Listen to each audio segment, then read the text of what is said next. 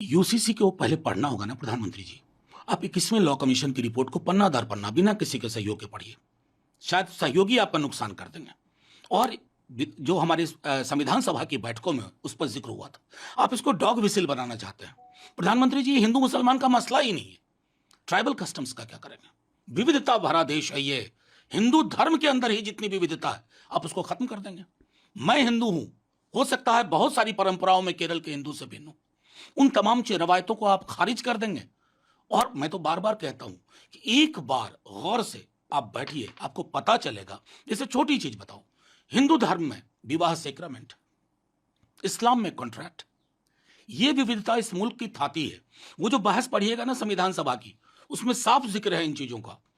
तब लोगों ने कहा कि आर्टिकल 44 में रखो इसको, डायरेक्टिव प्रिंसिपल्स में, कि हालात बेहतर होंगे। आपने तो हालात और बदतर करके रख दिए। कौमों के बीच में, जातियों के बीच में, धर्मों के बीच में नुकीले दीवारें हैं, क्योंकि आप डॉग विसिल पॉलिटिक्स कर रहे हैं। यूनिफॉर्म सिविल कोड में आपकी दिलचस्पी सिर्फ इतनी है कि डॉग विसिल पॉलिटिक्स बरकरार रहे। कैसे तुष्टीकरण की जगह संतुष्टीकरण की राजनीति वो कर रहे हैं? क्यों देश में अब यूनिफॉर्म सिविल कोड की आवश्यकता है, जो संविधान भी कहता है, सुप्रीम कोर्ट के फैसले भी कहते हैं। लेकिन आज उन्होंने पटना में जो विपक्षी एकता की बैठक का गुब्बारा छोड़ा गया था, उसकी प्रधानमंत्री जी ने हवा निकाल दी। ये देश में विकल्प की राजनीति नहीं करना चाहते। इनका एकमात्र उद्देश्य है कुर्सी पाओ, ताकि भ्रष्टाचार वो करते रहें। देखिए, एक देश में दो विधान नहीं सहेगा हिंदुस्तान।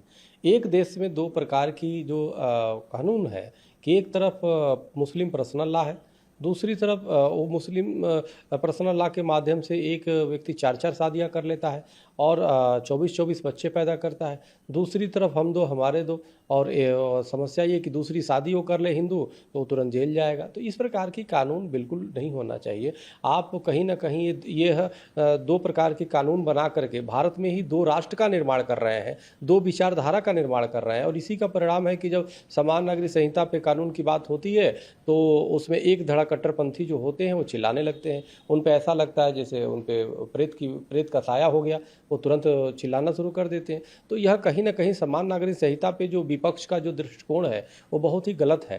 प्रधानमंत्री मोदी जी ने की सरकार ने जो एक कदम उठाया है समान नागरिक संहिता से, आज़ादी के पहले ही, आज़ादी के बाद से जितनी सरकारें आई किसी ने ध्यान नहीं दिया।